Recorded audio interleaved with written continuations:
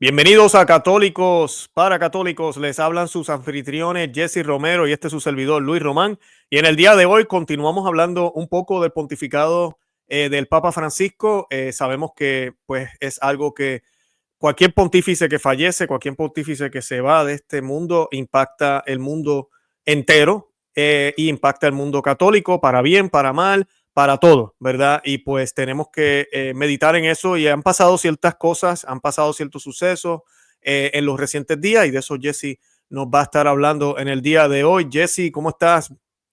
Bendecido, gracias Luis, qué alegría me da de unirme contigo otra vez cada semana aquí, pues dándole guerra a la cultura de muerte, dándole guerra a la mentira, a la propaganda.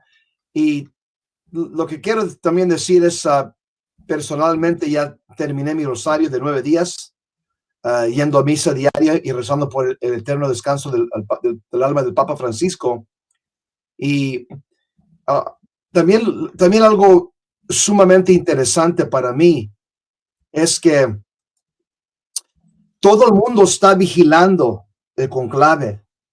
Y eso nomás demuestra otro punto, que la Iglesia Católica es la verdadera iglesia que fundó Cristo, porque ahorita todo el mundo, los noticieros están enfocando en quién va a ser el próximo papa. Cuando se muere un pastor protestante, un pastor de los mormones, de los testigos de Jehová, no hay ningún ruido, no se escucha nada, porque no son personas importantes, son sectas que apenas empezaron ayer, hace 5 años, hace 10 años. Pero todo el mundo sabe que la silla de Pedro tiene 2000 años de existencia. Así mismo es, ¿no? Y prueba también que la Iglesia Católica, como dice la famosa historia, cuando Napoleón trató de destruir Roma, decía que yo voy a destruir a Roma, voy a destruir a Roma, y él le dice, uno de los religiosos, nosotros con lo que hacemos no la hemos destruido, no la vas a destruir tú. Y es así, muestra que a pesar de las cosas que han sucedido, porque los miembros de la Iglesia no somos santos, somos santos luchando para llegar a la santidad, pero no vivimos la santidad como debe ser. Y cometemos faltas. No hemos podido destruirla porque es creación de Dios. Y para colmo, no solo de Dios, Padre, sino que envió a su Hijo y Él la establece aquí en la tierra, en la piedra, que es Pedro. Y eso es exactamente lo que está pasando en estos días. Estamos buscando al sucesor de Pedro. Ellos están buscando al sucesor de Pedro. Tenemos que pedirle al Espíritu Santo que ilumine a los cardenales para que ojalá tengamos un papa santo. Ojalá que sí. Perfecto, Jesse. Quiero hablar ahora un poco sobre Donald Trump y algo que él hizo, que el único otro presidente que ha hecho lo mismo fue el presidente George Bush. Él honró al Papa Juan Pablo II cuando él murió, él falleció, y él pidió que bajaran las banderas a media. El segundo presidente que ha hecho lo mismo es Donald Trump con el Papa Francisco. Y el presidente Trump dijo que el Papa Francisco mostró una vida de servicio a Dios y a la humanidad. Él dijo, el presidente Trump emitió este anuncio, este comunicado, ordenando el izamiento de banderas a media asta, como lo hizo Reagan con Juan Pablo, como lo hizo George Bush con Juan Pablo II. El presidente Trump está honrando la vida y el legado del Papa Francisco, resaltando su profundo impacto espiritual y su ejemplo de humildad, fe y compasión. Dijo lo siguiente Trump: el Papa Francisco fue un líder espiritual amado y una luz de esperanza para millones, dijo Trump. Dijo, dedicó su vida al servicio de Dios y a los más necesitados, defendiendo la dignidad de toda persona humana, punto final de comillas. El exmandatorio elogió la incansable labor del Santo Padre en defensa de los pobres, los migrantes, los enfermos y a los más vulnerables, subrayando que su pontificado se caracterizó por un fuerte compromiso con la paz, la misericordia y la unidad entre naciones. Además, Trump resaltó cómo el Papa Francisco trabajó incansablemente para tender puentes entre religiones y culturas, recordando su visita histórica a Estados Unidos, donde tocó el corazón de millones con su mensaje de amor y reconciliación. Dijo, en nombre del pueblo estadounidense, el presidente Trump dijo, Melania y yo enviamos nuestras más sentidas oraciones a los católicos de todo el mundo. Hoy nos unimos en duelo, pero también en gratitud por la vida del Papa Francisco y su legado eterno. Para mí, Luis, un comentario que yo quiero hacer es que esto enseña que el presidente Trump es una persona de categoría de clase. Y digo que es una persona de clase y de dignidad, porque el Papa no lo quería. El Papa usó su púlpito para criticarlo abiertamente al aire libre, y por lo tanto me gusta que Trump no se portó como niño y mira las palabras tan tiernas que le dijo al Santo Padre. Y en comparación con China, el Santo Padre Francisco tuvo una relación con China y China no me mandó ningún legado al funeral. Es como se dice en inglés, se dice, they snubbed him. Lo que quiere decir eso es que lo ignoraron. Y por lo tanto, y él tuvo una relación con China supuestamente y completamente lo desairan, lo ignoran. ¿Comentarios? No, a mí me parece excelente que un presidente y histórico incluso, aunque no es la primera vez, como muy bien mencionaste, Jesse, pero son muy pocas las veces que un presidente estadounidense, porque sabemos que nuestra nación no fue fundada con una monarquía católica como los países hispanos, ¿verdad? Sí. Pero sí tiene elementos católicos, hay muchísimos, eso sería tema para otro día, pero la nación como tal siempre se ha identificado como protestante, mayoritariamente cristiana. Con los años los católicos hemos crecido muchísimo aquí, hemos tenido ya presidentes, unos buenos y unos malos católicos, pero los hemos tenido, y ahora tenemos un presidente que, a pesar de no ser católico, ha decidido hacer todo este protocolo que para mucha gente que tal vez no son católicos no entenderán, como que ¿qué tiene que ver el presidente con esto? ¿Por qué lo hace? Eso me parece muy bien. Él reconoce la autoridad de la Iglesia Católica, reconoce que es importante. Nosotros sabemos que después de la silla de San Pedro, la que sigue es la de él, es la del presidente con más influencia en el mundo. Esa silla es la que tiene más influencia, pero la que tiene influencia espiritual, sobrenatural, que los demonios detestan, fundada por el propio Jesucristo para reemplazar la cátedra de Moisés, es la cátedra de San Pedro, la silla de San Pedro. Y es algo bonito que en nuestros tiempos, 2025, en el año 2025, todavía esto pase. Son buenas noticias ver que un presidente de la nación, que tristemente él es pro vida, pero ustedes ya saben las estadísticas, aquí es donde más abortos se cometen en el mundo, donde más droga se consume, pornografía. Esta nación es la nación de los contrastes, es uno de los lugares donde más misa tradicional también hay, donde más se defiende la fe. Es como un lugar es un campo de batalla ahorita mismo Estados Unidos. Es bonito ver que el presidente hace esto. Jesse, yo tenía una pregunta para ti, bien sencilla. Yo sé que esto no estaba tal vez en el programa, pero quiero preguntarte a tu parecer. Tengo esta foto aquí de el presidente en el funeral.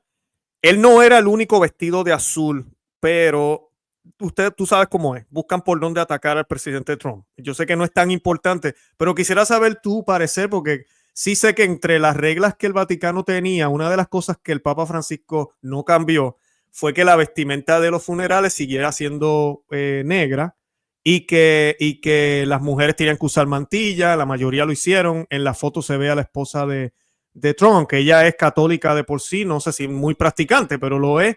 Pero él decidió ir de azul. Sí sé que Biden también creo que fue con una corbata azul. ¿Tienes algún comentario sobre eso? Porque era un poco, él estaba en primera fila, entonces tú veías a todo el mundo de negro y el presidente que Trump tiene su cara y su particularidad que llama la atención. Entonces uno lo ve y uno dice, yo, pero está de azul, ¿qué pasó? Aunque ya demostró que respeta al Papa Francisco, no estamos diciendo que no, pero ¿qué me puedes decir de eso? Yo diría que en primer punto lo están tejeando nomás para criticarlo por cualquier cosa. Mira, los católicos nosotros jugamos por las reglas católicas. Donald Trump no es católico, lo ha dicho varias veces, pero aún él se porta más como católico en muchos principios que él, como presidente, que muchos católicos. No es católico. ¿Cómo puedes tú decirle a un no católico cómo se vista? Los musulmanes que fueron al funeral, ¿se vistieron en negro, sí o no? No. No. ¿Por qué? Porque no son católicos. Ahora, Melania Trump fue católica bautizada. Por lo tanto, por eso, y no sé qué tan entregada ella esté en su fe católica, no sé, pero sí fue bautizada como católica y creció como católica. Por lo tanto, ella sí cumplió con las reglas. Ella fue negro. Por lo tanto, no sé de qué se está quejando la prensa de esta pareja. La persona en la pareja que es católica, Melania, se vistió de acuerdo con las reglas del Vaticano. President Trump, número uno, no es católico y número dos, las otras personas de las otras religiones, se puede decir, vi ahí muchos musulmanes, ningún musulmán imam fue vestido negro, ninguno. Por lo tanto, nadie critica a los musulmanes, pero quieren criticar al Donald Trump. No, eso es simplemente nomás para molestar. Así mismo es. Algo gracioso ese día fue que cuando estaban en la misa, no sé si tuviste los memes que estaban hablando en la internet, pero cuando llegó el momento de la paz, como ustedes saben, Trump no sabía qué hacer y se vio como Melania, y después cuando él vio que era lo que estaban haciendo, se puso contento. Ah, chévere. Pero ahí hay muestra de que no conoce, no, y tenemos que orar por su conversión.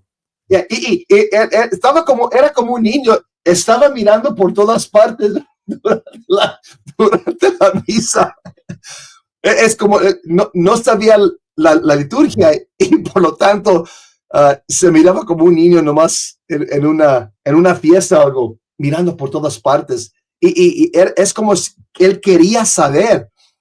Y una cosa, durante la Sagrada Comunión, estaba ahí parado un sacerdote junto a él y él estaba viendo como un niño, como diciendo, yo también quiero eso, yo también quiero eso. Se podía ojalá ver en sí, ojalá sí sea.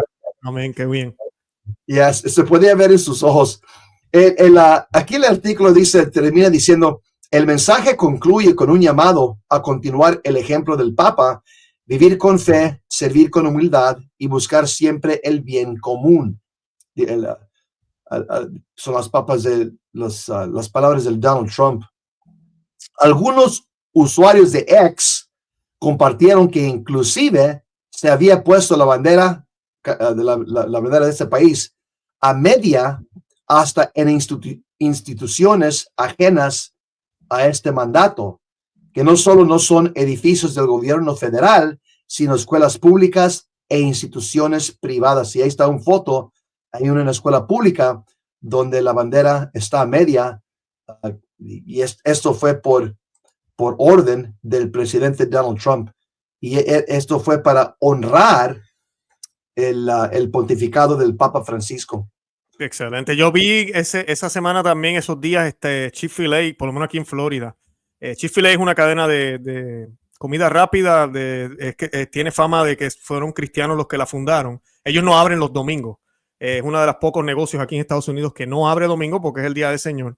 Y ellos la tenían también a media asta. Y yo me sorprendí, me quedé como que, porque yo sé que no son católicos, pero pues, qué bueno, o sea, qué bueno. Volvemos a lo mismo. La iglesia trasciende. El poder de la iglesia católica pasa por todo, porque es que realmente Cristo reina. Y reina con los católicos y los no católicos. Él es rey de todo, hasta en el infierno. Le tienen que doblar la rodilla, dice la palabra de Dios. Tienen que doblar rodilla ante el nombre de nuestro Señor. Adelante, Jesse. Así es. Ahora vamos a ver un pontificado de reforma, controversia e influencia global del Papa Francisco. El Papa Francisco fue el 266 obispo de Roma y el primer pontífice de las Américas. Falleció a la edad de 88 años, poniendo fin a uno de los pontificados más agitados, transformadores y controvertidos de la historia moderna de la Iglesia Católica. Su mandato, que comenzó en marzo de 2013, tras la renuncia del Papa Benedicto, estuvo marcado por reformas de gran alcance, una atención pastoral intensa y un profundo compromiso con los asuntos políticos y sociales globales.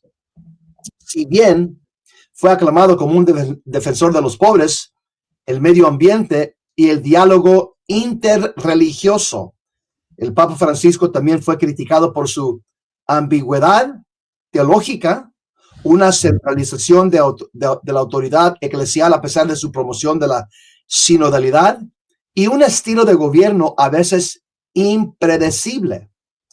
Su legado será complejo, reflejando tanto sus esfuerzos por modernizar ciertos aspectos de la Iglesia como las divisiones que surgieron bajo su liderazgo. Nacido como Jorge Mario Bergoglio en Buenos Aires, Argentina, en 1936, el Papa Francisco fue el primer papa jesuita, el primero de América Latina y el primero en tomar el nombre de San Francisco de Asís. Su elección representó una ruptura decisiva con la tradición eurocentrista del papado, señalando un giro hacia una iglesia más inclusiva a nivel global. Desde el principio, Francisco buscó presentar una imagen más humilde y accesible del papado. Eligió vivir en la Casa Santa Marta del Vaticano en lugar del Palacio Apostólico. Prefirió vestimentas más sencillas y habló con frecuencia de la necesidad de una iglesia pobre para los pobres. Y un sitio web muy popular en inglés se llama One Peter 5. Criticó, muy crítico del Papa Francisco, publicó a principios de 2024 una lista de 13 cosas buenas que ha hecho el Papa Francisco. Y entre ellas son más fiestas marianas, número 2, el año de San José, número 3, fuerte retórica contra el aborto, número 4, la promoción de comunidades intergeneracionales, especialmente con atención a los ancianos, 5, la consagración de Rusia, 6, el decreto de protección para la fraternidad sacerdotal de San Pedro, y 8, el derecho canónico contra la ordenación femenina. El Papa Francisco colocó constantemente a los pobres y marginados en el centro de su pontificado, encarnando el llamado del Evangelio a servir a los más pequeños. Y desde el principio señaló un renovado enfoque hacia los pobres, llamando a la iglesia un hospital de campaña que atiende las heridas de los que sufren y que debe ir a las periferias. También realizó gestos personales y concretos de compasión hacia los necesitados, acercándose personalmente a los sin techo en Roma al establecer iniciativas para proveer duchas, atención médica y refugio, así como acercarse a niños, prisioneros, enfermos y otros grupos cada vez más ignorados por la sociedad. Luis, ¿puedes compartir su enfoque pastoral? Sí, claro. El enfoque pastoral por encima de la precisión doctrinal. Una de las características definitorias del enfoque teológico del Papa Francisco fue su énfasis en la misericordia y el acompañamiento pastoral. Su documento emblemático Amoris Laetitia, que abordó temas de familia y matrimonio, generó una gran controversia, particularmente por su postura ambigua sobre la comunión para católicos divorciados vueltos a casar. El documento fue elogiado por su sensibilidad pastoral, pero también criticado por crear incertidumbre doctrinal. Y yo quería, Jesse, pausar aquí un momentito porque me parece muy bien lo que estamos haciendo. Estamos mencionando lo bueno también, porque no podemos quedarnos solo en lo que tal vez, ¿verdad?, nos afectó bastante, sí, que era la ambigüedad, pero este era uno de los problemas que teníamos a veces con él. Tenía estos buenos mensajes pastorales, el amor, la misericordia, las fiestas marianas, eso es correcto, eso sí yo lo noté, el año de San José, que yo creo que estamos en la era de ya muy pronto de San José, donde vamos a redescubrir a este gran santo, y el papel del hombre que hoy en día está tan maltratado en la sociedad, va a ser rescatado por ese gran santo, por San José. Todas esas cosas, la devoción a San José también la inspiró bastante. Son cosas buenas, no todo fue malo. Pero cuando teníamos documentos como este, Amoris Laetitia es uno de los documentos que yo digo que el Roma tiene que volver a visitar y tienen que añadirle corchetes y explicar con mayor claridad qué es lo que la iglesia enseña. Porque vimos diócesis, hablando de esto de lo del matrimonio, y pueden ir al portal de internet del Vaticano, adjunto con el documento de Amoris Laetitia hay una intrusión de los arzobispos de Argentina. Y ellos interpretaron a Amoris Laetitia de cierta manera y el Papa Francisco dijo, esa es la manera de interpretarlo. Y esto es bien curioso, un documento magisterial no debería tener diferentes maneras de interpretación. Debería ser claro y ya, dice lo que dice y se acabó. Pero tristemente la manera en que escribía el Papa, que no era un Benedicto XVI ni un Juan Pablo II, tristemente él no buscó ayuda, usar un secretario que le escribiera los documentos más claros. Él lo quiso hacer él mismo, creo yo, y hay rumores de que el cardenal Fernández lo ayudaba, lo cual sería horrible también, pero esos son los rumores. Los documentos son muy ambiguos, no hay claridad, la gente a veces no sabe qué está queriendo decir, entonces los modernistas lo interpretan de una manera, los tradicionales lo interpretan de otra, conservadores de otra, entonces no se sabe qué quiere enseñar y es peor, eso es peor, es mejor no decir nada. Entonces, creó una incertidumbre, pero el documento de Argentina ha permitido a parejas divorciadas a volver a comulgar, o sea, poder comulgar. Aparentemente con guía espiritual, con todo esto. Pero cuando Juan Pablo II en ese tema y la Iglesia Católica siempre ha dicho, y eso es lo que hay que añadir en Amoris Laetitia, que la única posibilidad de poder una pareja en segundas nupcias, estoy hablando de personas que se casaron por lo católico, por razones extraordinarias, porque sabemos que existen, las hay. Se divorciaron, se convierten luego una de esas partes y se casa por lo civil con otra persona, está en pecado mortal, es lo que Jesucristo nos enseña. A menos, hay una salida, y la iglesia siempre tiene misericordia, que vivan como hermanos. Que vivan como hermanos, entonces podrían recibir tal vez los sacramentos, eso con guía también y catecismo, pero en esa manera no incurren en pecado porque no están consumiendo lo que realmente hace la unión marital material, que sí es la relación sexual y para eso, ¿verdad? Para eso es para procrear, ¿no? Eso es lo que Juan Pablo II enseñó, lo que Benedicto XVI enseñó. Papa Francisco en algunas entrevistas dijo que eso no había cambiado, pero en el documento eso no está. El documento lo que habla es que hay a veces incluso situaciones que es bien difícil vivir como hermanos. Entonces hay que mirarlo. Entonces ahí es donde está el problema, cuando empezamos con esa ambigüedad, con los grises.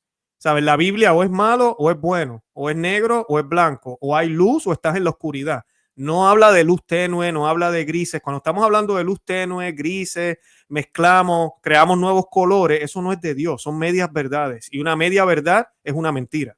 Entonces, el Amoris Laetitia esa fue la crítica que le ganó mayormente, si no me equivoco, creo que era el capítulo 8.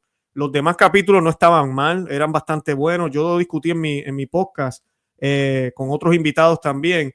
Pero fue uno de los documentos más controvertidos. Y también, que no sé si lo vamos a hablar ya mismito, esto del relativismo con las religiones. El Papa era muy pro, todas las religiones nos llevan a Dios y había que tener mucho cuidado con eso porque, okay, ¿a qué te refieres? O sea, la providencia de Dios utiliza muchos caminos, eso es cierto, pero no necesariamente es lo que Dios quiere.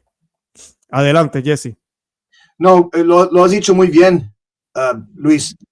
Necesitamos que el próximo Papa corrija algunos de los errores del Papa Francisco, porque él escribió y habló con ambigüedad, y eso no es bueno para la iglesia.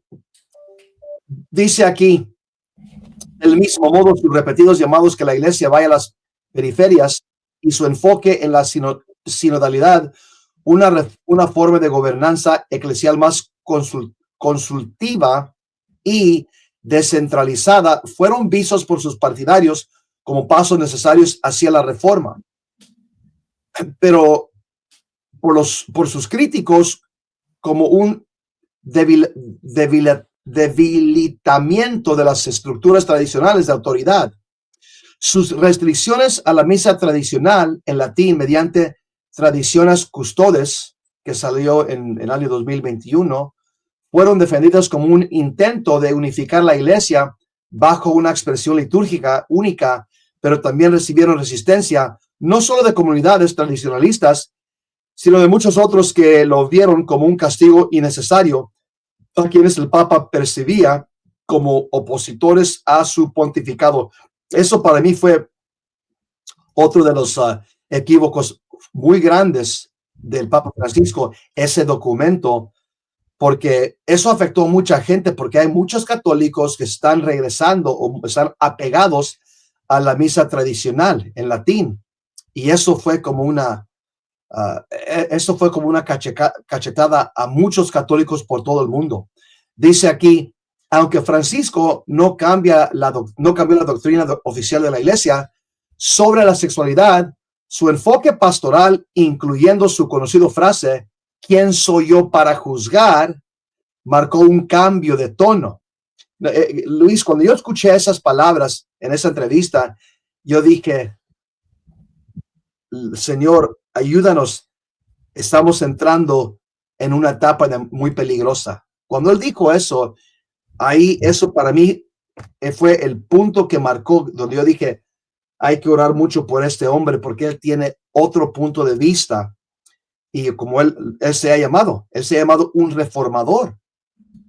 Reformador, esas son las palabras que usamos para Martín Lutero y Calvino, los reformadores que destruyeron la iglesia en el 16 siglo. También aquí dice, el documento Fiducia Supplicans del año 2023 permitió bendiciones a personas en relaciones del mismo sexo, alimentando el debate sobre si representaba un desarrollo doctrinal o una acomodación pastoral. Ahí está otro documento que se va a tener que abolir por el próximo papa, porque ha causado mucha confusión, porque como hemos dicho antes, el Papa Francisco y su pontificado, ellos fueron expertos en escribir cosas sin claridad. Luis. Sí, no, así mismo ellos. Y como le hemos dicho, tenemos que pedirle a Dios por un Papa Santo que tal vez clarifique, cambie, elimine algunas de estas cosas. Lo bueno que se quede, pero lo malo que se vaya. Continúo. Reforma curial. Sí. Yep. Ok. Reforma curial y administración del Vaticano. Las reformas del Papa Francisco se extendieron más allá de la teología hacia la gobernanza estructural de la Iglesia. Emprendió importantes reformas financieras y administrativas en el Vaticano, intentando limpiar problemas de larga data relacionados con corrupción y mala gestión financiera. Su constitución apostólica Praedicate Evangelium del 2022 reestructuró la curia romana, reorganizando los departamentos claves del Vaticano para enfatizar la evangelización por encima de la doctrina. Sin embargo, su estilo de gobierno fue frecuentemente criticado por análisis vaticanos como errático, con cambios de personal frecuentes y una tendencia a centralizar la toma de decisiones a pesar de su declarado objetivo de descentralización. Y sabes que, Jesse, esa es una de las cosas que a mí también me dolió mucho con este pontificado. Yo que vengo de Puerto Rico, los boricuas que nos ven saben del obispo de Arecibo, que fue suspendido por el Papa directamente. El obispo Strickland también fue removido de la silla. Se hablaba de una descentralización, como que Roma no se va a meter en las diócesis, cada cual pastoralmente debe mirar lo que su rebaño necesita, porque así la iglesia fue gobernada. Por eso teníamos a San Nicolás, tanto que los reconocemos por Navidad, ¿no? San Nicolás, la leyenda o la tradición nos dice que le dio una bofetada a Aries, pero su diócesis no sufrió herejías porque Él era el que gobernaba su diócesis como obispo. Y eso es importante porque en tiempos de crisis, ahí es que salen los San Atanasios en la época ariana que defendían su grey, ¿verdad? Su rebaño. Pero cuando Roma es quien se mete para todo, por ejemplo, con Tradiciones Custodes pasó lo mismo. Primero era, ¿no?, que los obispos decidan qué van a hacer, pero básicamente le estaban diciendo, eliminen la misa tradicional.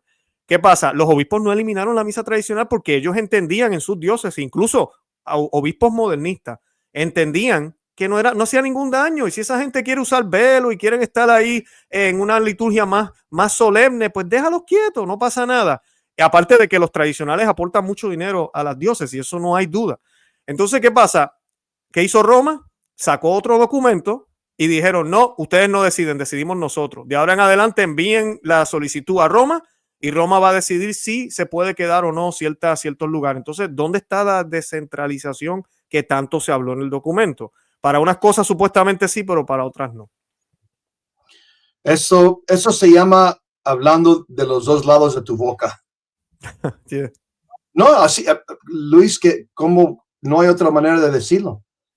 Es hablando de los dos lados de tu boca. Es lo que vimos con ese pontificado. Y me da pena decirlo, pero son cosas que son obvias. Y mira, en todo lo que estamos diciendo, yo no me escandalizo, porque sabemos que el pueblo de Dios, nosotros los que queremos ser santos un día, los santos no se escandalizan por los papas, los santos rezan por los papas. Pero tenemos que hablar las cosas claramente.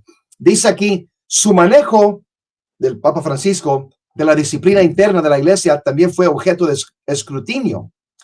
Aunque adoptó una postura firme contra el abuso sexual clerical, su enfoque inconsistente al tratar acusaciones contra ciertos obispos y clérigos llevó a acusaciones de aplicación selectiva. Y eso es verdad, porque para sus amigos los trataba con un guante blanco, los trataba muy suaves, pero contra personas que él no quería, como Bishop Strickland, Padre Frank Pavone y otros, los trataba muy duro. Y dice aquí, sus tratos con figuras como el ex cardenal estadounidense Theodore McCarrick, el obispo argentino Gustavo Zanqueta o el padre Marco Rupnik dejaron a muchos cuestionando si las reformas prometidas en este ámbito se concretaron plenamente. Y yo diría que no. Hay un dicho en Latinoamérica entre los presidentes dictadores, dicen, para mis amigos todo, pero para mis enemigos la ley. Es cierto, es cierto. Bueno, continúo. Ahora vamos a hablar un poquitito de los viajes. Fue un papa global, viajes, diplomacia y compromiso político. Francisco siguió al Papa Juan Pablo II como uno de los papas más viajeros de la historia. Él realizó 40 viajes apostólicos a más de 50 países.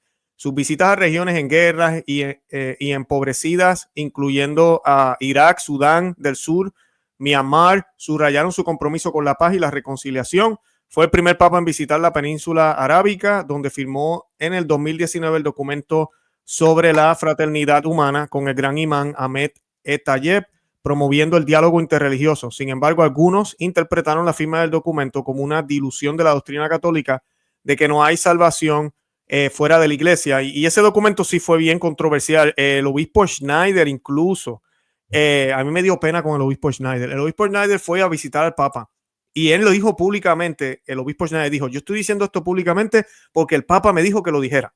Y cogí y dijo, yo le pregunté al papa, lo que usted firmó, usted dice que el Señor Dios desea que la diversidad de religiones, de raza, de países, pero dijo religiones. Entonces, o usted quiere decir, cuando usted habla de que Dios desea, usted está hablando de esa voluntad permisiva que Él permite, porque la oración está mal redactada. Lo que es raza, no, eso no es permitido, eso es deseado por Dios, creado por Él. Él desea que hayan distintas razas entre nosotros y que seamos de distintos colores. Jesse y yo nos vemos diferentes, ¿verdad? Él tiene pelo, yo no tengo pelo, qué sé yo, ¿verdad? Y esa diversidad es querida y la quiere Dios. Pero el obispo Schneider le preguntó directamente, ¿usted está diciendo que es querido por Dios que hayan otras religiones que no profesan a Jesús. Y él dijo, no. Supuestamente esto es lo que le dijo el Papa en privado. El obispo Schneider nos dijo esto, o sea que sí se lo dijo a él. No, yo estoy hablando de la voluntad permisiva. Dios permite que eso suceda. Ah, bueno, pues gracias por la aclaración, lo voy a hacer público, fue y lo hizo. Una semana después, a mí me dio pena con el obispo, Francisco volvió y dijo que a él lo que se refería en el artículo es que de verdad Dios sí quiere todas estas religiones porque son caminos que llevan a Dios. Y el obispo Schneider volvió públicamente y dijo, ahora estoy otra vez desilusionado con el Papa, no entiendo qué pasa aquí. A mí me dio tanta pena con él, con el obispo Schneider, porque él salió doble aquí. Y luego el obispo Schneider lo que dijo fue pedir oraciones, porque él dijo, ¿para qué voy a ir otra vez a hablar con él?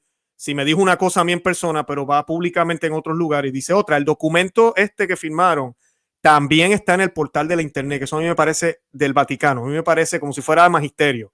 Me parece un escándalo. Esos son documentos que ni siquiera deberían estar ahí, porque eso es más política que nada más. Pero ponerlo ahí ya está afirmando que es cierto magisterio para la iglesia, de que todas las religiones nos llevan a Dios, que él lo ha dicho también varias veces. Entonces esa es la parte que a mí también me da mucha pena, porque yo entiendo, si tú estás en un país islámico, tal vez tú no quieres decirle a los islámicos en la cara, ¿verdad? Porque no quieres que te quiten la vida. Ustedes se van a condenar, pero tampoco digas que van para el cielo. Mejor no digas nada. Sea amable con ellos y ya, se acabó.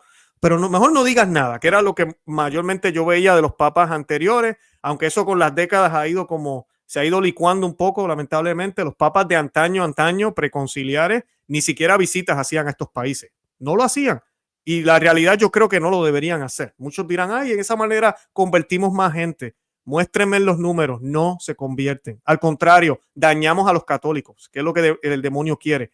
Entonces, no se convierte nadie y la fe católica, aunque crezca en otros lugares, no está creciendo correctamente. Porque yo hablo con algunos y la gente ni sabe que es dogma de la iglesia. Esto es un dogma, que no hay salvación fuera de la iglesia católica. Yo le digo eso a la gente y la gente a veces se enojan conmigo, católicos. Y yo le digo, ¿tú sabías que eso es un dogma? Deja de mostrarte qué papa y cuándo, porque es dogma de la iglesia. No podemos creer ahora que Dios puede valirse, puede utilizar otros recursos. Claro que sí, pero por excelencia. Y como él quiere que sea, es por medio de los sacramentos, por medio de la iglesia católica. Punto. Y eso es dogma de la iglesia y ya no se cree. A eso es lo que nos referimos cuando vemos estas ambigüedades, el daño que puede hacer de aquí a 100 años. ¿Creeremos lo mismo en la iglesia católica? Porque hace 100 años atrás parece que no. Imagínense en 100 años más. Esas son las preguntas que debemos hacernos si nos preocupa el futuro del mundo entero. Porque la iglesia católica es sal y luz para el mundo. Que esa luz no se vuelva tenue, que no cambie de color, que siga siendo brillante y clara para el mundo entero. Adelante, Jesse. Lo interesante es que lo dijiste ahorita, es que, y es verdad, Luis, por 12 años, el Papa Francisco, ese evento que hablaste entre él y Bishop Schneider, era engañoso como él hablaba.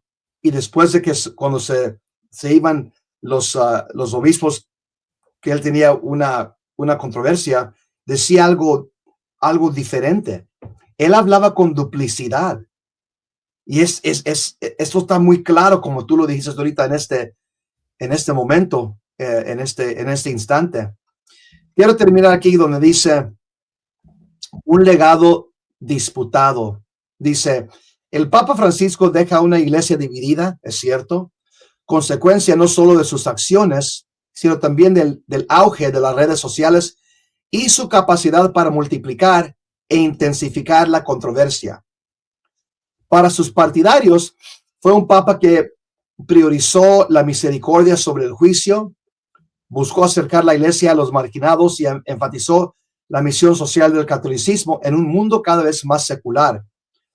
Para sus críticos, fue un disruptor que reabrió debates ya zanjados por sus dos predecesores, introdujo confusión donde se necesitaba claridad, debilitó la disciplina eclesial y fomentó la polarización con sus palabras y acciones cuando se necesitaban unidad y desescalamiento. Su pontificado será recordado como un punto de inflexión, sí, para la renovación o la ruptura. En mi opinión, yo soy del segundo campo. Su pontificado fue un pontificado de ruptura y de controversia. Dice aquí, sigue siendo motivo de debate. Sus sucesores tendrán el reto de abordar las tensiones que crearon sus reformas, ya sea consolidando su visión para la iglesia o dirigiéndola hacia la visión de renovación en la continuidad compartida por el Papa San Juan Pablo II y Benedicto XVI. Eso es precisamente lo que necesitamos, como aquí dice esas últimas palabras, una visión de renovación en la continuidad compartida de la Iglesia Católica por los papas predecesores. Y el último punto que quiero yo mencionar, Luis, es que muchos preguntan si dirige Dios las elecciones papales. Yo diría que aunque el Espíritu Santo es invocado por los cardenales, no significa que los cardenales no estén cegados por su propia ideología modernista, liberal o de justicia social que anula los impulsos del Espíritu Santo. Las elecciones papales nunca son una apuesta segura.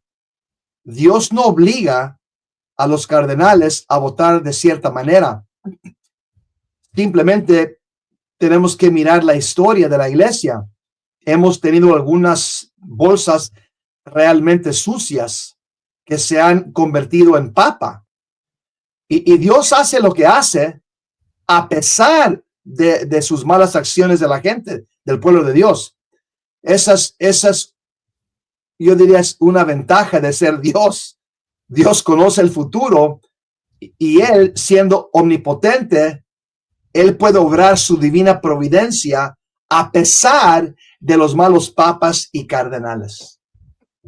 Así mismo, y esa es la esperanza que tenemos, de que en algún momento, y no sabemos qué vaya a pasar en este conclave, puede ser que sea una continuidad de la misma agenda, y pues nada, tenemos que agarrarnos en la fe, seguir firmes en la barca de Pedro, en la Iglesia Católica que fundó nuestro Señor Jesucristo. Si nos toca un papa que sea continuación de todo igual, que no haga nada o incluso que lo ponga más intenso, ¿verdad? Peor todavía, porque puede pasar. Como puede pasar también que venga un papa, y esta es la parte que yo creo que no sé si estamos dispuestos a hacer. Si viene un papa a empezar a dar reversa, a cambiar algunas de las cosas que hizo Francisco, por ejemplo, el camino sinodal fue extendido desde el hospital los últimos días del Papa Francisco, que descanse en paz. Esos días él extendió todo este camino, ahora la implementación hasta el 2028. Si viene un papa y dice mañana, yo no voy a hacer eso, no me interesa, como la división que va a causar también, para bien, pero la división que va a causar también. Entonces tenemos que prepararnos porque yo creo que hasta lo bueno va a ser interpretado como malo. Si viene un papa santo que quiera hacer las cosas bien, lo van a juzgar mucho. Es más, van a tratar de que renuncie. Entonces tenemos que pedirle a Dios por eso. No sabemos qué vaya a pasar, pero siempre firmes en la fe y saber, como dijiste muy bien, Jesse, la iglesia está dirigida por el Espíritu Santo.